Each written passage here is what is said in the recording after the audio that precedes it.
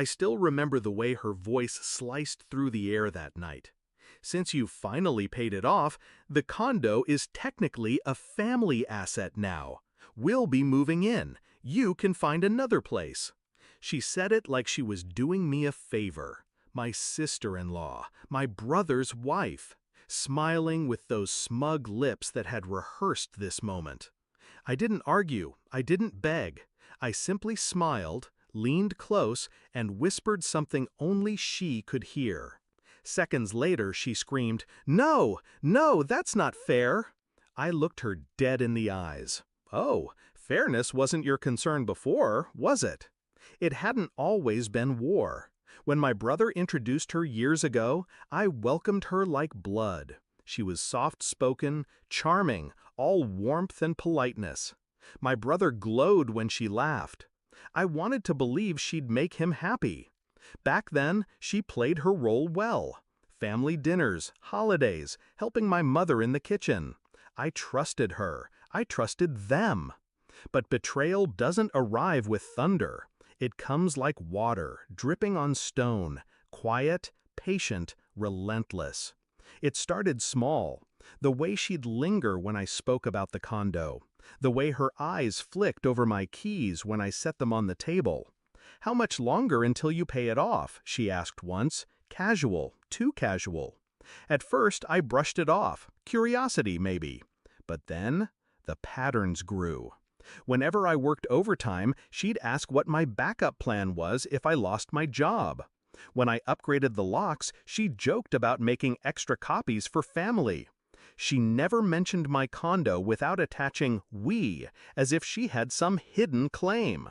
I ignored it, until the night I overheard them. Her voice, low, in the kitchen.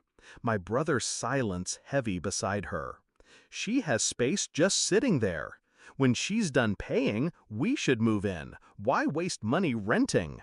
And he, my own brother, didn't argue, didn't defend me, just nodded. That's when something inside me hardened.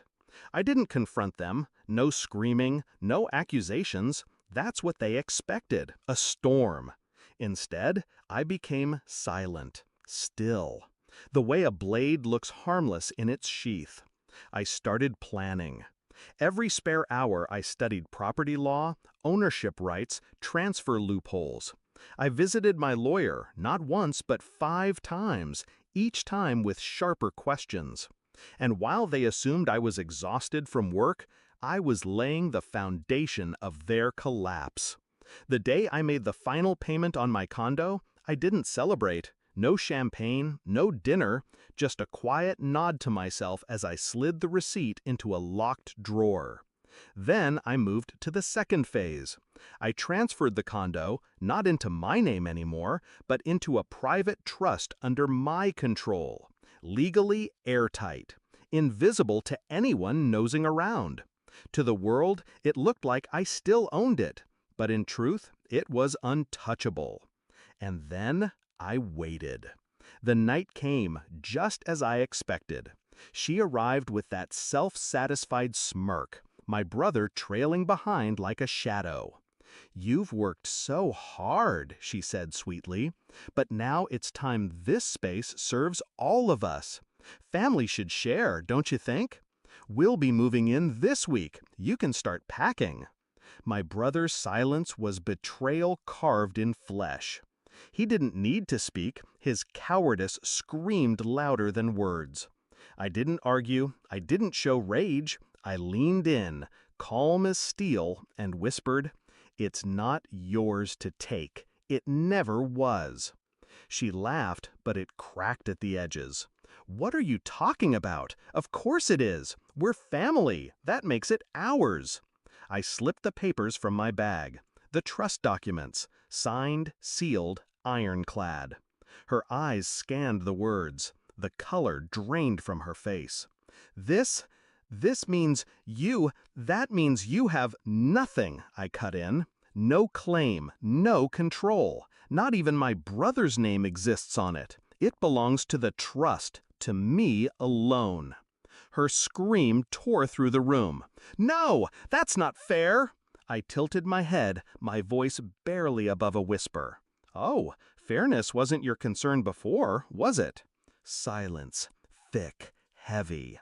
My brother stared at the floor, shame dripping off him in waves. He didn't defend her. He didn't defend me. He just stood there, small, spineless. I felt no pain then, no grief, just the sharp, clean satisfaction of watching a plan land exactly as designed. In the days after, word spread. Family whispered, neighbors speculated. She painted me as cold, ruthless. Maybe I was, but no one could deny the truth. She tried to steal what wasn't hers. I didn't let her. They never moved in. In fact, weeks later, they moved out of each other. The pressure cracked them, exposed the fractures they'd hidden. I didn't celebrate. I didn't gloat. I just came home, unlocked my door, sat in the silence of my condo, and breathed. Looking back now, I realize revenge doesn't need noise. It doesn't need fists or shouting. It needs patience, precision, a calm hand guiding the knife. They thought I was naive. They thought love and family made me blind.